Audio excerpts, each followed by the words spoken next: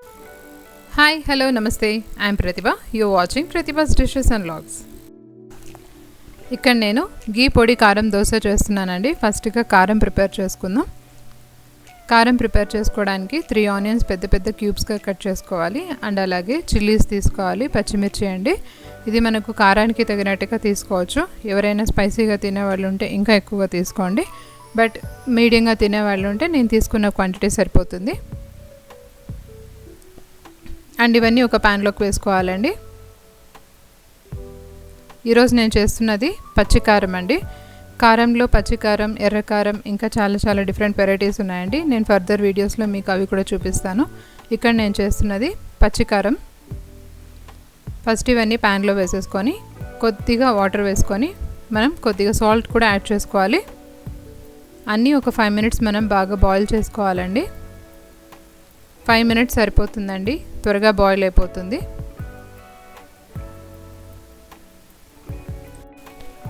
దీని మీద lid close చేసేసి దీన్ని ఒక 5 మినిట్స్ బాయిల్ చేసుకుందామండి.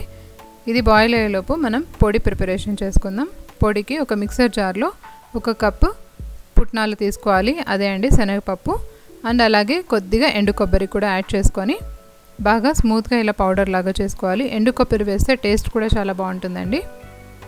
చూసారా, ఆనియన్స్ కూడా బాగా బాయిల్ అయిపోయాయి కదా. ఇవి బాయిల్ అయ్యేటప్పుడు ఆనియన్స్లోంచి కూడా మనకు వాటర్ రిలీజ్ అవుతుంది కదండి. మనకి ఎక్కువ టైం పట్టదు, త్వరగా బాయిల్ అయిపోతుంది.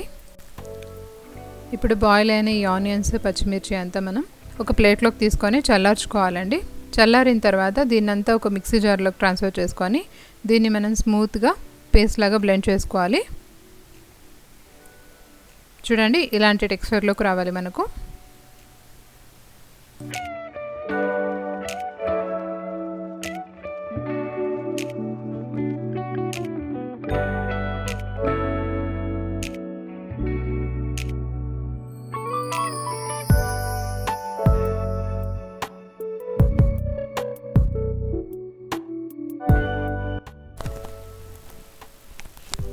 దోశ వేసుకున్నాం కదండి, ఇప్పుడు దానిపైన కొద్దిగా నెయ్యి వేసుకోవాలి.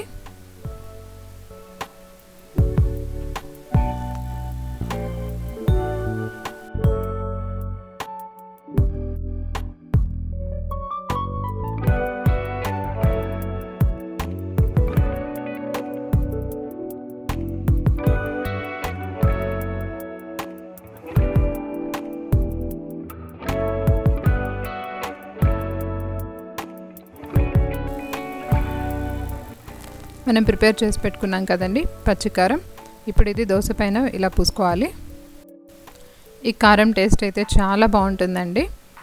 ఇప్పుడు ఈ కారం అంతా స్ప్రెడ్ చేసుకున్నాం కదా, దీనిపైన మనం ప్రిపేర్ చేసుకున్న పొడిని కూడా ఇలా చల్లుకోవాలి. అంతే అండి, very simple and easy. Kadapa special పచ్చికారం దోశ రెడీ అయిపోయింది. మీరు కూడా ఈ రెసిపీని ట్రై చేయండి. ట్రై చేసి టేస్ట్ చేశాక నాకు తప్పకుండా కమెంట్ చేయండి.